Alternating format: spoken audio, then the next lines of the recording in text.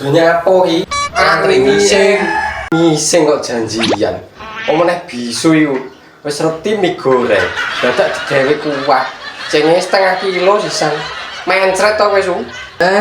Amu yo. Oh ya mi yo. Apa kok? Ayo. Terus kowe pelapo? Meli ngising.